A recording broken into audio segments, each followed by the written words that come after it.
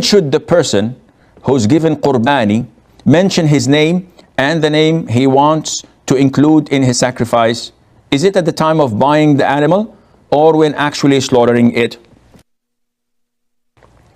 Okay, first of all, let's do some translation. What's the meaning of qurbani? Qurbani is the Urdu way of saying udhiyah. The Muslims, the Arabs, consider it as udhiyah because this is how it is described in the Sunnah and in the books of fiqh.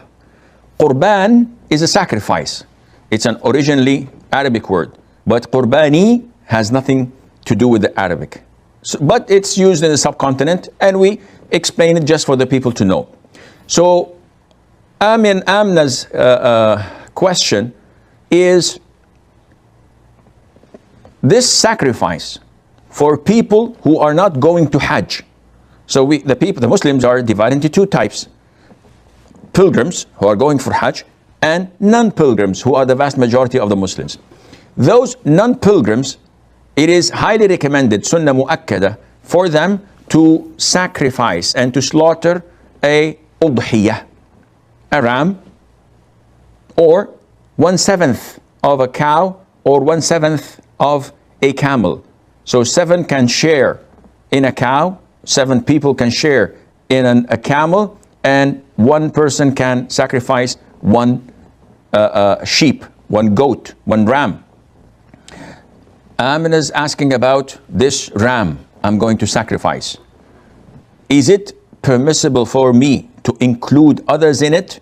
The answer is yes, providing those others are among the living who live under your roof. So if I have a big family and I have my children and I have my grandchildren, they all live under my roof, they all eat from the kitchen in the house, which I provide them food, or they may contribute, but it's the same kitchen that cooks the food for all. In this case, 1 sacrifice, 1 sheep, or 1/7 of a cow, or 1/7 of a camel, suffices for the whole entire family who live under my roof. As for the dead, I also am entitled to include the dead. So I include in my same ram the living under my roof and those who have died, such as my father, my mother, my grandparents, my uncle, my cousins. Now, when do I have such an intention? Is it when I buy the ram from the souk, from the market, or when the actual slaughtering is done? The answer is when the actual slaughtering is done. However, do I have to say it? So before slaughtering, or before the butcher starts to slaughter, I say, listen, this is on behalf, and I get my list on behalf of so and so and so and so and so and so. Do I have to do this? No. Is it a sunnah? Some scholars say yes, because the Prophet used to ﷺ say, this is on behalf of my family and the ummah of Muhammad. So uttering it is just a sunnah. It has nothing to do with the validity of your sacrifice. It has nothing to do with your intention. So what counts is my intention. So if I just go to the butcher and I say, listen, this is my sacrifice, slaughter it for me, and I don't tell him on who is it, this is sufficient. I don't tell him on who it is. This is sufficient. All what I need to know is that I personally know who is it intended for.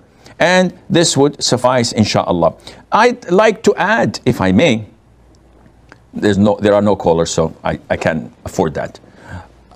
A lot of the brothers and sisters in the subcontinent take it religiously upon themselves that slaughtering a qurbani or the udhiyah is mandatory upon each individual.